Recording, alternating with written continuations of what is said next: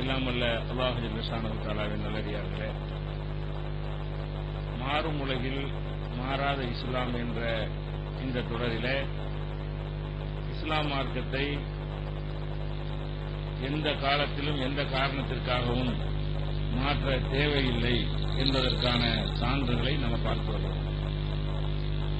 இஸ்லாத்திற்கு எதிராக செய்யப்படுகின்ற விமர்சனங்கள்ல பெண்களுடைய ஆடை சம்பந்தமான விமர்சனங்கள் எவ்வளவு அபத்தமானவை என்பதையும், விவாகரத்து என்ற இஸ்லாமிய சட்டத்தை மாற்ற வேண்டும் என்பதற்காக இவர்கள் வைக்கக்கூடிய வாதங்கள் எவ்வளவு அபத்தமாக இருக்கின்றன என்பதையும் நம்ம பார்த்து வருகிறோம்.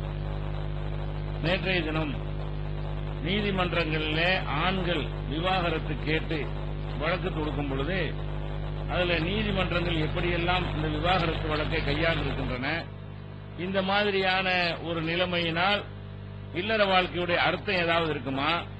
பல வருடங்கள் பிரிந்திருந்தா கூட உனக்கு விவாகரத்து கிடையாது, இந்த மாதிரி எல்லாம் தாய் வீட்டிலே இருந்து கொண்டிருந்தா கூட விவாகரத்து கிடையாது, 26 வருஷம் ஆனா கூட விவாகரத்து கிடையாது என்றெல்லாம் சொல்வார்களே. ஆனால் அப்ப விவாகம்டா என்ன, ரத்து என்றால் என்ன என்ற ஒரு அர்த்தம் கூட தெரியாத வகையில் தான் நாட்டு நடப்பு இருப்பதை நம்ம நேற்று பார்த்தோம்.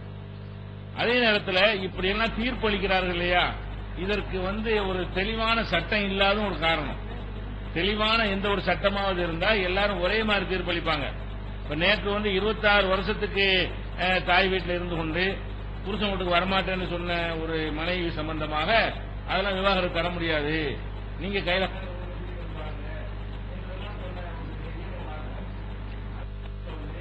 இன்னொரு வழக்க பாருங்க. டெல்லியில 2 பேர் அதை இணையதளங்கள்ல கொடுத்துட்டு பெயர் மாற்றப்பட்டுள்ளது போட்டிருக்காங்க. ஒரிஜினல் பெயரை கொடுக்காம நீதிமன்ற வழக்கு தான் பெயர் மாற்றப்பட்டுள்ளது என்ற தலைப்புல அந்த செய்தியை சொல்றாங்க. 2000வது ஆண்டு செப்டம்பர் மாசம் இவங்க 2 பேருக்கு ஒரு தம்பதிக்கு கல்யாணம் நடக்குது. 2000வது 13 வருஷத்துக்கு முன்னாடி திருமணம் நடக்கிறது. அப்ப இந்த மனைவி என்ன செய்யறாங்கன்னா, திருமணம் ஆனதிலிருந்து அடிக்கடி அவங்க தாய் வீட்டுக்கு போறாங்க. இது கொஞ்சம் பரவாயில்ல, அந்த கேஸுக்கு இது பரவாயில்ல. 26 வருஷம் மொத்தமா போய் அம்மா வீட்டுல இருந்தாங்களே, அந்த நேற்று சொன்ன வழக்கை விட இது கொஞ்சம் பரவாயில்ல. இவங்க என்ன செய்யறாங்கன்னா, இந்த பெண்ணு அடிக்கடி அம்மா வீட்டுக்கு போயிடுறாங்க. இவர் அடிக்கடி அம்மா வீட்டுக்கு போறது ரொம்ப பாதிக்கப்பட்டு, அப்ப குடும்ப வாழ்க்கைன்னா அவருக்கு தேவைப்படுது. இவர் மாசத்துக்கு 5 தடவை 3 தடவை 10 தடவை அங்க போய் அம்மா வீட்டுல இருந்துருன்னு சொன்னா, அப்ப எனக்கு எது கல்யாணம், எனக்கு இந்த கல்யாணத்துல நன்மை பையன் என்று ஒரு ஆண் யோசிப்பதில் அர்த்தம் இருக்கிறது. அப்ப இப்படியே போய் கொண்டிருந்தவங்க என்ன செய்யறாங்கன்னா, 2007 ஒரேடி அம்மா வீட்டுக்கு போன திரும்பி வரவே இல்லை. 2007 2000 கல்யாணம் நடக்கிறது. 2000 2007 வரைக்கும் என்னன்னு கேட்டா, இங்க 10 நாள் இருக்குது, 20 நாள் அங்க இருக்கிறது, அங்க 20 நாள் இருக்கு, இங்க 10 நாள் இருக்கு, இந்த மாதிரியாகவே அடிக்கடி போய் கொண்டிருக்கிறார்கள். கூட்டிட்டு வர வேண்டி இருக்கிறது. கடைசியில் 2007 போய் போனவங்க வரவே இல்லை. அப்ப இதுக்கப்புறம் என்ன செய்யறாங்கன்னு கேட்டா, அவங்க குடும்ப நீதிமன்றத்தில் வழக்கு போடுறாங்க. ஃபேமிலி கோர்ட் இருக்கும் இல்லையா, குடும்ப நல நீதிமன்றம். அதுல அந்த கணவர் மனோஜ் கற்பனையா பேரை போட்டிருக்காங்க. அவர் வழக்கு போடுகிறார். விசாரித்து விட்டு என்ன செய்யறாரு அந்த நீதிபதி, இதுலங்க அடிக்கடி தாய்கள் போனா குடும்ப வாழ்க்கை நடத்துறதுனா கல்யாணம் பண்றது, நீங்க வாட அடிக்கடி உங்க வீட்டுக்கு போனீங்கன்னா அது என்ன நியாயம் அப்படின்னு சொல்லி குடும்ப நீதிமன்றம் தலாக்கு விவாகரத்தை கொடுத்துரு, விவாகரத்து செல்லும், நீ சொல்லக்கூடிய காரணம் சரியா இருக்கிறது. 2007 இருந்து 3 வருஷமா 4 வருஷமா மனைவி இல்லாம இருந்துச்சுன்னா அது நியாயம் கிடையாது, அதனால உனக்கு விவாகரத்தை நாங்க ஏத்துக்கிறோம் அப்படின்னு குடும்ப நீதிமன்றம் சொல்லிருச்சு. அதுக்கப்புறம் அந்த பெண் தரப்புல என்ன செய்யறாங்க, இவங்க என்ன செய்யணும், விவாகரத்து கேட்கும் பொழுது இவங்க விவாகரத்தை ஆயுதமா யூஸ் பண்றாங்க. பெண்கள் வாழ்க்கையை கேட்டு போராடுவது நியாயம். இவர் விவாகரத்து கேட்டார்னா அவங்க என்ன செய்யணும், கோர்ட்ல இல்ல நான் தாய் வீட்டிலே போய் இருக்க மாட்டேன், 2004 வருஷம் தப்பு தான், இனிமேல் நான் கணவரோட இருக்கிறேன் என்று சொல்லிவிட்டு வாழ்கிற உரிமையை கேட்கலாம். அதனால விவாகரத்து கொடுக்காதீங்கன்னு கேட்டா அது நியாயம் இருக்கிறது. நான் வரவிட மாட்டேன், ஆனா விவாகரத்து கொடுக்க கூடாது, எனக்கு வாழும் உரிமை வேணும்னு ஒரு வழக்கு போட்டு விட்டுறாங்க.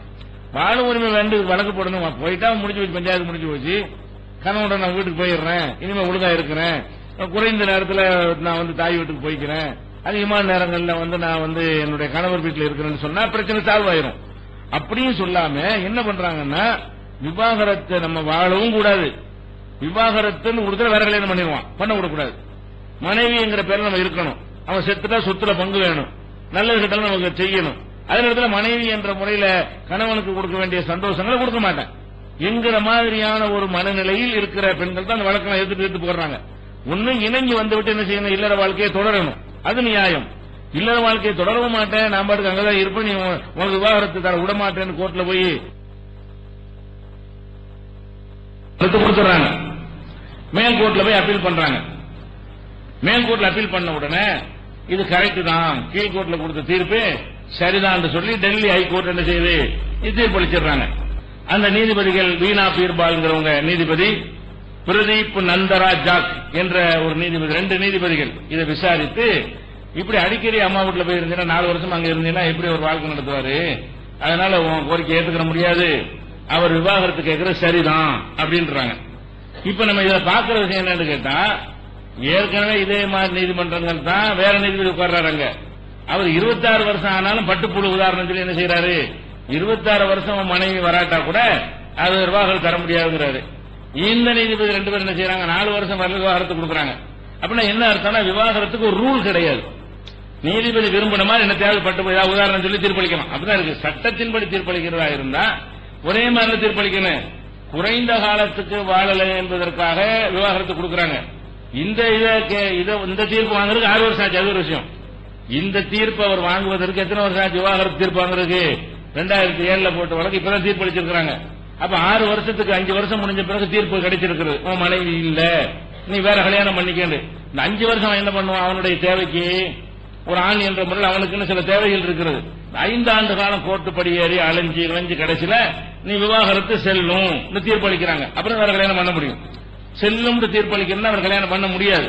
அந்த பொதுவான சட்டங்கள்ல, இந்து சட்டங்கள்ல, பொது சட்டங்கள்ல அப்படிதான் ரூல் இருக்குது. அப்ப இப்படி இருக்கக்கூடிய நேரத்தில் இப்ப நம்ம என்ன பாக்குறோம், 26 வருஷம் மனைவி வரலன்னு சொன்னாலும் நீ விவாகரத்து தரமாட்டேன்னு ஒரு கோர்ட்டு சொல்லுது. 2மே உயர் நீதிமன்றம் தான். இன்னொரு கோர்ட்டு சொல்லுது 4 வருஷம் நீ இப்படி 5 வருஷம் நீ வாழாட்டி எப்படி உனக்கு மனைவியாரங்க ஏத்துக்கிறது, விவாகரத்துன்னு சொல்றாங்க. அப்ப இதுல என்ன வழங்குதுன்னா, எந்த வித ரூல் சட்டம் ஒண்ணுமே கிடையாது. அந்த நீதிபதியுடைய மனநிலை, அவர் பொண்ணை பெற்றவர் அது ஒரு மாதிரி தீர்ப்பளிக்கிறாரு, அவர் மாப்பிள்ளை பெற்றவர் அது அப்படித்தான் வழங்குறது.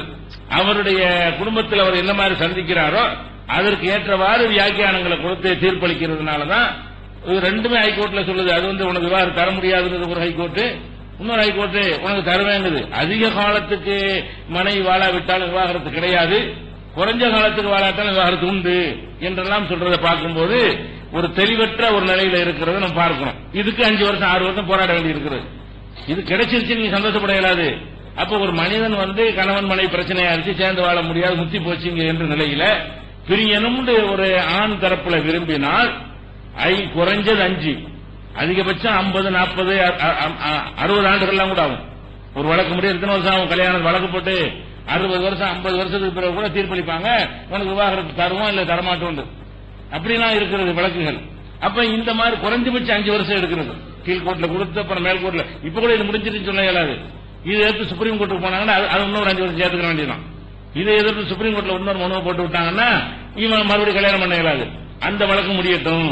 கீழ்கோர்ட்ல விவாகரத்து ஓகேன்ட்டாங்க, ஹைகோர்ட்ல ஓகேன்ட்டாங்க. அந்த பெண்ணு சுப்ரீம் கோர்ட்டுக்கு போகலன்னா இவர் கல்யாணம் பண்ணிவிடலாம். சுப்ரீம் கோர்ட்ல போய் எந்த தீர்ப்பு சரியில்லைன்னு கொடுத்தாங்கன்றீங்க, அப்ப நிறுத்தி வச்சிருவாங்க. நிறுத்து, நான் விசாரிச்சு முடிவு சொல்றேன். அது வரைக்கும் இன்னொரு 5 வருஷம், இன்னொரு 2 வருஷம், அதுக்கப்புறம் உண்டுன்னு சொன்னாலும் சரி 7 வருஷம் ஆகி போயிடும். இல்லன்னு சொன்னா அது பெரிய நிரந்தரமாகவே அவருடன் இருந்தாகணும். குடும்ப வாழ்க்கை கிடையாது, தாம்பத்தியம் கிடையாது. மனைவி என்ற முறையில் கொடுக்க வேண்டியதெல்லாம் கொடுக்க வேண்டும், அவள் மனைவி என்ற முறையில் இவனுக்கு கொடுக்க வேண்டிய எதையுமே கொடுக்க மாட்டாள். இந்த மாதிரியான இது ஒரு வாழ்க்கையா, இது பிளாக்மெயிலா, இது ஒரு மிரட்டலா, இதை என்ன எப்படி எடுத்துக்கொள்வது இதை? அப்ப ஒண்ணு வாழ்றவங்க விரும்பி வாழ்ந்தா வாழ்ந்துடணும், வாழலையா எனக்கு ஏற்ற வாழ்க்கை நான் அமைச்சிக்கிறேன், உனக்கு ஏற்ற வாழ்க்கை நீ அமைச்சிக்கன்னு பிரிஞ்சுட்டா அது சரியாக இருக்கும். இப்படி எல்லாம் பயன்படுத்துற காட்சியை பார்க்கிறோம். இன்னும் சொல்ல போனா இஷ்டத்துக்கு தான் சொல்றாங்க அப்படிங்கிறதுக்கும் இன்னும் பல சம்பவங்களுக்கு இன்னொரு உதாரணத்தை நீங்க பார்க்கலாம். நாகர்கோவில், கன்னியாகுமரி மாவட்டம் நாகர்கோவில்ல ஜெயந்த் என்பவருக்கும் அபிதா என்பவருக்கும் கணவன் மனைவி அவங்களுக்குள்ள பிரச்சனை. இவங்களுக்கு 2001 திருமணம் ஆகுது, 2001 கல்யாணம் ஆகுது. கல்யாணம் ஆனவன 2012 அடுத்த வருஷமே இவர் என்ன செய்யறாரு, நீதிமன்றத்தில் வழக்கு போடுறாரு. ஒரு வருஷத்துல என்ன செய்யற வழக்கு போடுறாரு. என்ன வழக்கு போடுறாருன்னு கேட்டா, இந்த பெண்ணை எனக்கு கல்யாணம் பண்ணி தந்தாங்க, அவங்க ஏற்கனவே அவங்க மனநோயாளியா இருந்தாங்க, மெண்டலா இருந்த ஒரு பெண்ணை என் தலையில கட்டிட்டாங்க, மறைச்சு கட்டிட்டாங்க. அப்புறம் கல்யாணம் பண்ணின பிறகு பார்த்தா அது பைத்தியக்காரியா இருக்குது. ஒரு பைத்தியக்காரியோட நான் எப்படி வாழ்க்கை நடத்துறது, மறைச்சு எனக்கு தலையில கட்டிட்டாங்க. அது தற்காலிகம் அப்படி வந்திருக்கு, சீக்கிரம் சரியா போயிடும் அப்படின்னு சொன்னாங்க. அதெல்லாம் நம்பிக்கிட்டு இழுத்தடிச்சு பார்த்தா இது வரைக்கும் அவங்க மனைவியாவே இருக்கல. ஒரு மனநோயாளியோட நான் எப்படி வாழ்க்கை நடத்துறது அப்படின்னு சொல்லி, அதாவது கல்யாணம் பண்ணி வாழ்ந்துட்டு அதுக்கு பிறகு இவங்க இருக்கா புயல் அவங்க இருக்கச்சியா போனா சேர்ந்து வாழ்ந்து ஒரு அர்த்தம் இருக்குது. அதாவது வச்சுக்க மாட்டாங்க, வச்சுக்க என்ன செய்யறது, வாழ்ந்துட்டு இல்ல. ஒருத்தன் ஒரு பெண்ணை கல்யாணம் பண்றான், ஒரு 5 வருஷம் 3 வருஷம் குடும்பம் நடத்தி விட்டான். அப்புறம் பைத்தியக்காரியா போனா சரி நம்மளோட மனைவியா இருந்தவள் என்பதற்காக வேண்டி இல்லற வாழ்க்கை நடத்த முடியாட்டா கூட வீட்டுல இது மனைவியாக இருந்துக்க, என்னோட சந்தோஷம் கல்யாணம் பண்ணிக்கிறேன்னு சொல்லி அந்த மாதிரியாவது அப்படி வைத்துக் கொள்றதா ஒரு நியாயம் இருக்கும். மெண்டலா இருக்குங்கிறத மறைச்சு அதுக்கு ட்ரீட்மெண்ட் பண்றதை விட்டுவிட்டு இன்னொரு குடும்பத்தில் கொண்டு தள்ளி இவனுக்கு இது பிரச்சனை, அவனுடைய தாய்க்கு பிரச்சனை, பெட்ரோல் சுமக்க வேண்டியான ஒரு மனநோயாளிக்கு எதுக்கு இல்லற வாழ்க்கையை விரும்புவாங்களா? இப்ப மனநோயாளி வந்துட்டாங்களா, அது மாதிரிலாம் நாட்டமெல்லாம் இருக்காது. அந்த மாதிரி ஒரு பெண்ணை கொண்டு போய் இன்னொரு ஆம்பளை தலையில கட்டி, அவன் மாமனார் மாமியார் தலையில கட்டி அந்த குடும்பத்தை நாசமாக்குற நியாயமற்ற ஒரு செயல் தானே. அப்ப மனநோயாளியா இருந்தா பெட்ரோல் சுமக்க மாட்டாங்க, இன்னொருத்தர் சுமக்க எப்படி அர்த்தம்? சுமக்குவான். எப்ப சுமக்குவான்? அந்த தாம்பத்திய சுகம் கிடைச்சா சுமக்குவான். அதுவும் கிடையாது. நமக்கு ஒரு மண்டல கொஞ்சம் வாழ்க்கை நடத்தின எப்படின்னு சொல்லி அவர் என்ன பண்றாரு, விவாகரத்து வழக்கு போடுறாரு. இப்ப 2002 வழக்கு போடுறாங்க. ஒரு வருஷம் தான் ஆகுது. இந்த காரணத்தை சொல்லி வழக்கு போடுறாரு. வழக்கு போட்டா எதிர்த்தரப்பு வரணும்ல. எதிர்த்தரப்புல இருந்து நான் விவாகரத்து வேணும்னு போட்டா உடனே கோர்ட்ல கொடுக்க மாட்டாங்க, மனைவிக்கு நோட்டீஸ் அனுப்புவாங்க. மனைவிக்கு நோட்டீஸ் அனுப்பினா என்ன செய்யணும், மனைவி தரப்புல ஆஜராகணும். கோர்ட்ல ஆஜராகி கொடுக்காதீங்க, கொடுங்க, நான் மெண்டல் இல்ல, இந்த இருக்கு ஆதாரம், அந்த சுதந்திரமா நான் கரெக்டா இருக்கிறேன் அப்படின்னா சொல்லி இருக்கணும். அவங்க ஆஜராகல. குடும்பத்துல என்ன செஞ்சிருப்பாங்க, மனநோயாளி இல்லாட்டி ஆஜர்படுத்தி இருப்பாங்க. மனநோயாளி இல்லாம இருந்தா கோர்ட்ல போய் மனநோயாளி இல்லைன்னு சொல்லு அப்படின்னு சொல்லி இருந்தாங்கன்னா கேஸ் ஓடப்பட்டு போயிடும். அப்ப இவங்க ஆளை அனுப்பாது எதை காட்டுது, மனநோயாளிகள் தெரிஞ்சு போயிடும். கோர்ட்ல போயிட்டு ஒரு 2 கேள்வி கேட்டால பைத்தியம் வழங்கிடுவாங்களே. கோர்ட்ல போய் நிப்பாட்டணும்னு சொன்னா விசாரிக்கும் போது என்ன தெரிஞ்சிடும், இவன் புருஷங்காரன் கம்ப்ளைண்ட் கரெக்ட் தெரிஞ்சு போயிருந்தவுடனே இவங்க என்ன செஞ்சாங்க, நம்ம கோர்ட்டுக்கு போய் இழுத்தடிப்போம், விவாகரத்து வழக்கு போட்டுட்டு வாய்தாக்கு மேல வாய்தா போயிட்டே இருக்கட்டும், விசாரணைக்கே ஒத்துழைக்காம நம்ம இருப்போம். பல வருடங்கள் என்ன செய்யறது, கோர்ட்டுக்கு வராம அவங்க என்ன செய்யறாங்க, புறக்கணிக்கிறாங்க. அப்ப ஒரு வழக்கு போட்டு எதிர்த்தரப்பு வரலன்னு சொன்னா அப்ப என்ன செய்வாங்கன்னா, நீதிமன்றத்தில் ஒரு ரூல் இருக்கிறது, எக்ஸ் பார்ட்டி தீர்ப்பு உண்டு. எக்ஸ் பார்ட்டின்னா நான் உங்க மேல வழக்கு போடுறேன், நீங்க என் மேல வழக்கு போடுறீங்க, நான் கோர்ட்டுக்கு என் நியாயத்தை சொல்லணும். ஒரு தடவை பார்ப்பாங்க, 2 தடவை பார்ப்பாங்க, ஒரு கணக்கு வச்சிருப்பாங்க. அதுக்குள்ள வரலன்னு சொன்னா உங்க கோரிக்கையை ஏற்று உங்களுக்கு தான் அந்த சொத்து தீர்ப்பளிச்சிருவாங்க. ஆதாரம்லாம் தேவையில்லை. அவன் சொத்து ஏங்கிறான், உன்னை கூப்பிட வரமாட்டேங்கிற, நீ வராம இருக்கிற காரணத்தினால் சொத்து அவனுக்கு தான் தீர்ப்பளிச்சிருவாங்க.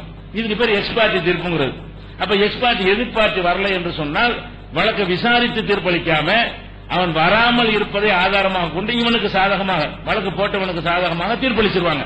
அப்ப நீதிபதி என்ன பாக்குறாரு, எத்தனை வாய்தா எத்தனை அனுப்புறது, ஒரு மனுஷனுக்கு ஒரு பொறுமை வேணாமா, அளவு வேணாமா, நீங்க எப்பவும் வரமாட்டேங்கிறாங்கன்னு சொல்லிட்டு அவர் என்ன செய்யறாரு, இந்த அடுத்த வரை வரலன்னா எக்ஸ்பர்ட் தீர்ப்பு வழங்கிடுவேன்னு சொல்றாரு. அப்பவும் வரல. அடுத்த முறை கடைசி ஆஜராகவில்லை என்று சொன்னால் இவர் கேட்டதை கொடுத்துருவேன். விவாகரத்து கேட்கிறார், உன் கருத்தை கேட்கறதுக்கு நீ வரல, இவர் கேட்கறதுக்கு இவர் சொல்றதான் கரெக்ட், நாங்க முடிவு எடுத்துருவோம். உன் தரப்புல வாதம் வைக்கலன்னா இவர் சொல்றபடி நீ மெண்டல் தான் அப்படிங்கிற தீர்ப்பளிச்சுக்கோன்னு சொல்லி அப்ப என்ன செய்யறாங்கன்னு கேட்டா, கீழ் கோர்ட் எக்ஸ் பார்ட்டி தீர்ப்புல என்ன செய்யுது, இவங்க விவாகரத்து ஓகே, திருமணத்தில் மறைச்சு இவங்க செஞ்சிருக்கிறது இதன் மூலம் உறுதியாகிறது, ஒரு மனநோயாளியோட வாழ முடியாது என்பது கரெக்ட் தான் சொல்லி தீர்ப்பளிச்சுட்டாங்க. இதுக்கப்புறம் என்ன செய்யறாங்கன்னு கேட்டா, கோர்ட்டு ஆஜர்லாம் ஆகாம கொடுத்துட்டாங்க, மறுபடி இன்னொரு வழக்கு கொண்டு போடுறாங்க. இப்பதான் வழக்குக்கே போறாங்க. கூப்பிடும் போதெல்லாம் கோர்ட்டுக்கு போகாத பெண் தரப்பினர் என்ன செய்யறாங்க, இப்ப கோர்ட்டுக்கு போய் எனக்கு கொஞ்சம் தாமதம் ஆயிடுச்சு, ஆஜர் அவர் மன்னிச்சுக்கிறங்க, இப்ப எங்களை சேர்த்து வைங்கன்னு புதுசா ஒரு மனு என்ன செய்யறாங்க, கொண்டு போய் அதை கொடுக்குறாங்க. மனுவை கொடுத்து மறுபடியும் ஆஜரா மாட்டாங்க. அது விஷயம், மனுவை கொடுத்து இழுத்தடிக்கிறது தான். மனு வக்கீல் தான் கொடுப்பாரு. என் கட்சிக்காரர் அதை சேர்த்து வைக்கும்படி மனு கொடுக்கிறார், இதை மறுபரிசீலனை செய்யுங்க என்று அதே கோர்ட்லயே மனு கொடுக்குறாங்க. அவங்க என்ன செய்யறாங்க, கூப்பிடும் போது நீ வராம இப்ப சேர்த்து வைக்க சொல்றியா, தீர்ப்பளிச்சாச்சு, மறுபடியும் மறு இதெல்லாம் பண்ண முடியாது அப்படி தள்ளுபடி பண்ணிடுறாங்க. அப்ப விவாகரத்து கொடுத்துறாங்க. இந்த பெண் தரப்பினர் என்ன செய்யறாங்க, சரியான பெற்றோரா இருந்தா நம்ம ஒரு மனநோயாளியை மறைச்சு ஏமாத்திருக்கோம், ஒரு ஆம்பளைய அவங்க தாம்பத்தியம் நடத்துறதா கல்யாணம் பண்றான், அது நம்ம மேலதான் மிஸ்டேக் இருக்கிறது அப்படின்னு மன்னிப்பு கேட்டு இல்லங்க நான் கூட்டி வச்சுக்கிறோமுங்க அப்படிங்கிற மாதிரியாவது சொல்லணும். அதை விட்டுவிட்டு அவனுக்கு விவாகரத்தும் கொடுத்த பிறகு பல வருடங்கள் அவன் வாழ்க்கை இல்லாம இருக்கிறான். அப்ப விவாகரத்தும் கொடுத்த பிறகு அது கொடுத்தது வேணாம்னு சொல்லி எதிர்பார்த்து என்ன செய்யறாங்க, மறுபடியும் மனு கொடுக்கறாங்க. கொடுத்தோன்னு என்ன செய்யறாங்க, அந்த நீதிமன்றம் தள்ளுபடி பண்ணிருச்சு. அதுக்கப்புறம் ஹைகோர்ட்டுக்கு மறுபடியும் மனு கொடுக்கறாங்க. மனநோயாளி அந்த பெண் தரப்புல இருந்து மனநோயாளி குற்றம் சுமத்தினார் இல்லையா, அவங்க தரப்புல இருந்து என்ன செய்யறாங்க, மனு கொடுக்கறாங்க. கொடுத்தவன ஹைகோர்ட், நம்ம சென்னை ஹைகோர்ட் என்ன செய்கிறது, இந்த தமிழ்நாட்டில் உள்ள ஹைகோர்ட் உயர் நீதிமன்றம் தீர்ப்பளிக்கிறது. என்ன செய்யறாங்கன்னு கேட்டா, தீர்ப்பை பாருங்க. ஒரு பெண் மனநிலை சரியில்லாதவர் என்ற காரணத்திற்காக ஒருதலை பட்சமாக தீர்ப்பளிக்க கூடாது.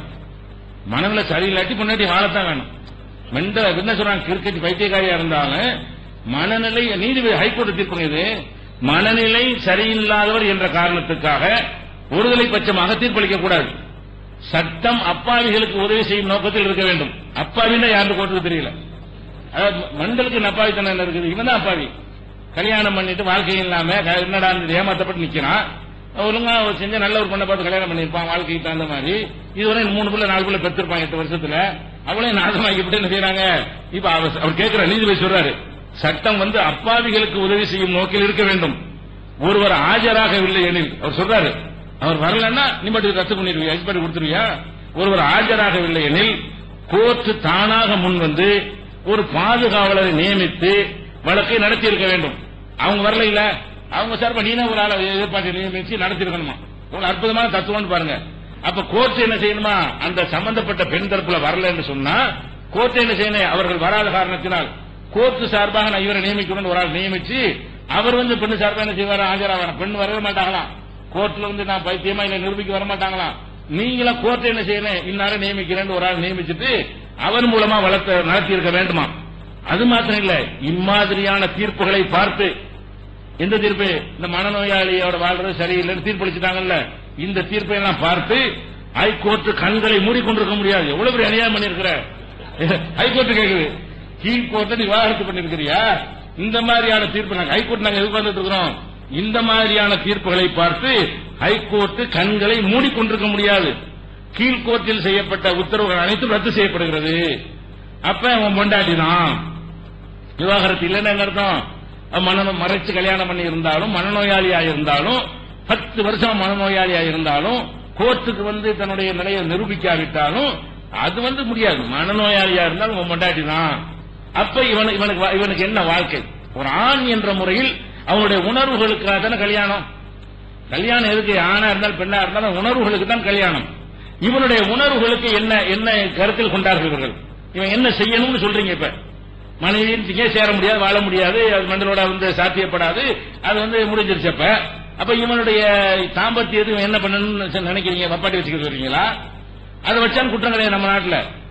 அல்லது டெய்லி ஒரு பெண்ணிட்ட போய் விபச்சாரம் பண்ணணும்னு சொல்றீங்களா? அல்லது அட்டைக்கு சாமியார போகணும், துறவரம்பு போகணும் என்ன சொல்ல வர்றீங்க? அல்ல ஆண்மை நீக்கிடலாம் பேச, அது சிம்பிளான வழியா இருக்கும். பேசாம என்ன செய்யணும், விவாகரத்து வழங்குறதுக்கு மேல என்ன செய்யணும், விவாகரத்து கிடையாது, இவனுக்கு காயடிச்சு விட்டுருங்க, அது பெற்றா இருக்கு. அது செய்யணும். அப்ப அந்த மாதிரி விட்டு அவன் வேற மாதிரி நாட்ட வராதா இல்லையா? அப்படி செஞ்சாதான் இந்த தீர்ப்பை வச்சு அவன் வாழ முடியும். இந்த தீர்ப்புக்கு பிறகு மனைவியா வாழ்றதா செய்யணும், அவனை ஆண்மை நீக்கம் செஞ்சிடணும். ஆண்மை நீக்கம் கோர்ட்ல உத்தரவு போட்டு இவங்களுக்கு ஆண்மை நீக்கம் செய்து விடுங்கள், பொண்டாட்டி என்ற முறையில் சம்பாதிச்சு சோறை மட்டும் போட்டுட்டு இருக்கட்டும். அப்ப சோறு போறதுக்கு தான் பொண்டாட்டியா, தங்க வைக்கிற உணவு உடை கொடுக்கறதுக்கு தான் பொண்டாட்டியா? அப்ப என்ன என்ன விளையாடுகிறார்கள்? தாம்பத்தியம் என்றால் வாழ்க்கை என்றால் என்ன? பெண்களுக்கும் சமூக பொறுப்பு இருக்கா இல்லையா? அவங்களுக்கு எப்ப தங்களுக்கு புருஷன் பிடிக்கலையோ, அல்லது அந்த தாம்பத்தியம் பிடிக்கலையோ, அல்லது குறிப்பிட்ட ஆள் பிடிக்கலையோ, அவனுடைய இல்லற வாழ்க்கையில நடத்தக்கூடிய விதம் பிடிக்கலையோ, வேற வாதுக்கு போக வேண்டியதானே. ஒண்ணு ஒத்துழைங்க, இல்லன்னா பிரிஞ்சு போயிருங்க. ரெண்டுல ஒண்ணு தானே செய்யணும். இவனுக்கு நான் பொண்டாட்டி பேருக்கு பண்ண தவிர காலத்துக்கும் இப்படிதான் கிடக்கணும். இன்னொருத்தைய கல்யாணம் பண்ண விட மாட்டேங்கிறாங்க. ஹைகோர்ட் இந்த மாதிரி என்ன செய்யறது, தீர்ப்பளிக்கிறது. சரி, இப்படிதான் சட்டம் இருக்குன்னு நினைச்சீங்கன்னா அப்படியும் கிடையாது. ஏன்னு கேளுங்க, இன்னொரு கேச பாருங்க. இது என்ன மெண்டல் தீர்ப்பாச்சுல, இன்னொரு மெண்டல் தீர்ப்பு பாருங்க. இது ஹரியானா, இது தமிழ்நாட்டில் உள்ள விஷயம். ஹரியானா மாநிலத்தில் பங்கஜ் மகாஜன் அப்படிங்கிற மாப்பிள்ளை பேரு, மனைவி பேரு டிம்பிள். டிம்பிள்ங்கிற ஒரு பெண்ணை யார் கல்யாணம் பண்றா, பங்கஜ் மகாஜன் கல்யாணம் பண்றாரு. அப்ப என்ன செய்யறாரு, மனைவி மனநோயாளி, அப்படின்னு என்ன செய்யறாரு, அவர் வழக்கு போடுறாரு. இதே மாதிரி அபு மெண்டல், இதே மாதிரி மெண்டலா இருந்தா என்ன செய்யறாரு, அவர் வழக்கு போடுறாரு. இதே மாதிரி தான் ஆரம்பத்தில் இருந்து மறைத்து விட்டார்கள், கல்யாணம் பண்ண உடனே தெரிஞ்சு போச்சு, எனக்கு இவங்களோட வாழ முடியாது அப்படிங்கிறாரு. அப்ப கீழ்கோர்ட்ல என்ன பண்றாங்க, இந்த மாதிரி இவர் இந்த ஹைகோர்ட் நீதிபதி, இந்த நீதிபதி இருக்காங்கல்ல, இது மாதிரி ஆளுக்கு இருந்திருக்காங்க கீழ்கோர்ட்ல. அவங்க என்ன பண்ணிட்டாங்க, மெண்டலுக்குள்ள வாரது கேப்பியா, விவாகரத்து கிடையாது, போ முன்னாடி தான் போட்டாங்க. கீழ்கோர்ட்ல என்ன பண்ணிட்டாங்க, இவர் அப்படி ஒரு மனு கொடுக்கிறாரு. இந்த மாதிரி ஹைகோர்ட் தீர்ப்பு படிச்சிருப்பாங்களா நம்ம தெரியல, கொடுத்துட்டு என்ன செய்யறாங்க, உனக்கு அவதான் பொண்டாட்டி, மனநோயாளி என்பதற்காகவெல்லாம் நீ விவாகரத்து கேட்க முடியாது அப்படின்றாங்க கீழ்கோர்ட்ல. அதுக்கப்புறம் என்ன செய்யறாங்கன்னா, அவர் ஹைகோர்ட்டுக்கு போறாரு. ஹைகோர்ட்டுக்கு போனா அந்த ஹைகோர்ட் என்ன பண்ணுதுன்னா, இவர் தள்ளுபடி பண்ணு, இந்த ஹைகோர்ட் அந்த ஹைகோர்ட் தள்ளுபடி பண்ணுது. என்ன பண்ணுது, சரிதான் உனக்கு விவாகரத்து கொடுக்க முடியாது, மெண்டல் காரணம் சொல்ல வராத, மெண்டலா இருந்தாலும் பொண்டாட்டி தான் அப்படிங்கிற மறைச்சு கல்யாணம் பண்ணி இருந்தாலும், மறைத்து கல்யாணம் பண்ணி இருந்தாலும், அவங்க இல்லற வாழ்க்கைக்கு அவங்க பொருத்தமற்றவர்களாக இருந்தாலும் அவங்க தான் உனக்கு மனைவி என்று ஒரே வார்த்தையா கீழ்கோர்ட்லயும் சொல்லிடுறாங்க, ஹைகோர்ட்லயும் சொல்லிடுறாங்க. அப்புறம் சுப்ரீம் கோர்ட்டுக்கு அவர் கொண்டு போறாரு. என்னங்க இந்த மாதிரி மெண்டல் கொண்டு போனா இந்த மாதிரி பண்ணிவிட்டாங்கன்னு சுப்ரீம் கோர்ட்ல நீதிபதிகள் யாரு, சதாசிவம் என்கிறவரும் சவுகான், சதாசிவம் தலைமை நீதிபதி ஆயிட்டாரு, முந்தின நாள் தலைமை நீதி ஆக்கினார்ல, அவர் சுப்ரீம் கோர்ட்ல சாதாரண நீதிபதியா இருக்காரு. அப்ப அந்த நீதிபதியா இருக்கும்போது சதாசிவமும் என்ன செய்யறாரு, சவுகான ரெண்டு பேரும் விசாரிக்கிறாங்க. ரெண்டு நீதிபதி விசாரிச்சு என்ன செய்யறாங்கன்னா, மனநிலை பாதிப்பு இருந்தால், கணவனாக இருந்தாலும் மனைவியாக இருந்தாலும் விவாகரத்து உரிமை உண்டு, அதனால கீழ்கோர்ட் உத்தரவு ரத்து செய்யப்படுகிறது, அதனால உனக்கு விவாகரத்து ஓகேன்னு சொல்லிடுறாங்க. இதுல சுப்ரீம் கோர்ட்ல சொல்றாங்க. இப்ப நான் என்ன கேட்கிறேன், மனநிலை இருந்தால் விவாகரத்து உண்டு அல்லது இல்லைன்னு ஒரு வரையில சட்டம் இருந்தா இப்படிலாம் சொல்ல முடியுமா? ஒருத்தர் இல்லைங்கிறாரு, ஒருத்தர் இருக்கு, பெரிய பாரதூரமான மேட்டரா இது, சரி சட்ட சிக்கலான ஒரு விஷயமா? மனநிலை இருந்து அதுக்குரிய மெடிக்கல் ரிப்போர்ட் அதெல்லாம் காட்டினாரே, ஆனால் குறைஞ்சபட்சம் அதுக்காச்சும் கொடுக்கணுமா இல்லையா? அதுக்காச்சும் கொடுக்கலாமான்னு கேட்டா நீதிபதி விருப்பத்தை பொறுத்ததுதான். நீதிபதியுடைய மனநிலை எப்படி இருக்கிறதோ அவர் நினைச்சா செய்வாரு, மனநோயாளியா இருந்தால் வாழ்ந்துதான் ஆகணும் பாரு. இன்னொரு நீதிபதிக்கு அந்த மாதிரி மனநிலை இல்லைன்னு சொன்னா மனநோயாளி எப்படியா குடும்பம் நடத்துறது? அப்ப அவங்க குடும்பத்துல சந்திப்பாங்கல்ல, அதை வச்சு தீர்ப்பளிக்கிறது. குடும்பத்துல சின்ன ஒரு இது தாங்க முடியல, டார்ச்சரையே, மனநோயாளி எவ்வளவு டார்ச்சரா இருக்கு அப்படின்ற ஒரு நீதிபதியா இருந்தாலும் வைங்க, அவர் என்ன செய்வாரு, அவர் வாழ்க்கை படத்தை கத்துக்கிட்டவர், அவர் மனநோயாளி எப்படி வாழ்றது கொடுத்துருவாரு. இவருக்கு அந்த மாதிரி அமையாம ஒரு நல்ல வாழ்க்கை அமைஞ்சிட்டு வைங்களேன், அவர் என்ன செய்ய, அல்ல இவர் மகளை கல்யாணம் பண்ணி கொடுத்து இது போய் ஒரு பிரச்சனை ஆகிட்டு இருக்குன்னு வருதுன்னு வைங்க, அப்ப இந்த மாதிரி தீர்ப்பு அதை நினைக்க வேண்டி இருக்கிறது. எதனால இதுல சந்தேகம் வருது? மனநோயாளி என்பது கூட உங்களுக்கு தெளிவான ஆதாரம் சட்டம் இல்லையா? 26 வருஷத்துக்கு அவன் வாழ மாட்டேங்கிற, அது விவாகரத்து இல்லைங்கிறீங்க. 4 வருஷத்துல 5 வருஷம் இல்லைன்னா விவாகரத்து உண்டுங்கிறீங்க. மனநோயாளிக்கு விவாகரத்து இல்லைங்கிறீங்க, இப்படி இருக்குங்கிறீங்க. அப்ப அவனுக்கு இல்ல, இவனுக்கு இருக்குது. என்ன சட்டம் இது? என்ன நாடு இது? என்ன இந்த சட்டத்தை, எந்த சட்டத்தை நாங்க ஏற்றுக்கொள்வது? எதன் பக்கம் திணிக்க பாக்குறீங்க? சரி, உண்டு சுப்ரீம் கோர்ட் தீர்ப்பளிச்சிருச்சு, அதுக்கு எத்தனை வருஷம் ஆகுது? அதான் மேட்ரு. இதுக்கு 8 வருஷம் இருக்கு. இது மனநோயாளிக்கு தீர்ப்பு, மனநோயாளியோட வாழ்றான், வாழ்ந்து பிடிக்கலன்னா நாளைக்கே ஒரு கல்யாணம் பண்ற சந்தோஷம் இருக்கணும். இதுக்காக வேண்டி கோர்ட்டுக்கு அலைஞ்சி பணத்தை செலவழிச்சு இங்க இருந்து அங்க இருந்து வக்கீலுக்கு எவ்வளவு ஃபீஸ் கொடுக்கணும், சுப்ரீம் கோர்ட்னா டெல்லிக்கு போகணும், இப்படி எவ்வளவு பிரச்சனைகள் அவன் சந்திக்க வேண்டி இருக்கிறது. இவ்வளவும் அலக்கட்சி வேற தொழில் பண்ண முடியாது, வியாபாரம் பண்ணி கோர்ட்டுக்கு வாங்க, 15 நாளுக்கு ஒருக்கா டெல்லிக்கு வாம்பாங்க, 15 நாளுக்கு ஒருக்கா போகணும், அங்க கல்கத்தாக்கு வாம்பாங்க, ஹரியானா கூட ஹரியானாக்கு வான்னு சொல்லுவாங்க, சண்டிகாருக்கு வான்னு சொல்லுவாங்க. இப்படி ஏன் போட்டு நீங்க அழைச்சு நீங்க பண்ணீங்கன்னா கடைசியில 8 வருஷம் 10 வருஷத்துக்கு பிறகு விவாகரத்து உண்டுன்னு சொன்னா அநியாயம் தான். இவ்வளவு காலம் தாமதிச்ச அநியாயம் தானே. விவாகரத்து இல்லைன்னு சொன்னா பெரிய அநியாயம். 2 அநியாயம், ஒன்னு பெரிய அநியாயம் நடக்குது நாட்டுல, இல்லாட்டி சின்ன அநியாயம் நடக்குது. நியாயம் நடக்கல. இவனுக்கு விவாகரத்து கொடுத்தா அநியாயம் தானங்க. அது 10 வருஷமா, 10 வருஷம் என்ன பண்ண, அது வரைக்கும் என்ன பண்ணி இருப்பான்? அவன் சரியான ஆம்பளையா இருப்பான். ஏன்னா என்ன பண்ணிருப்பான், எங்கேயாவது போயிருப்பான், வேற என்ன செஞ்சிருப்பான்? ஒண்ணு ஆம்பளை இல்லாம இருந்திருக்காங்க. அவன் ஆம்பளையா இருந்தான்னு சொன்னா வழக்குக்கு போகும்போது வேற ஒண்ணு பாத்துட்டு வந்துருவான். அதான் நடக்கும்.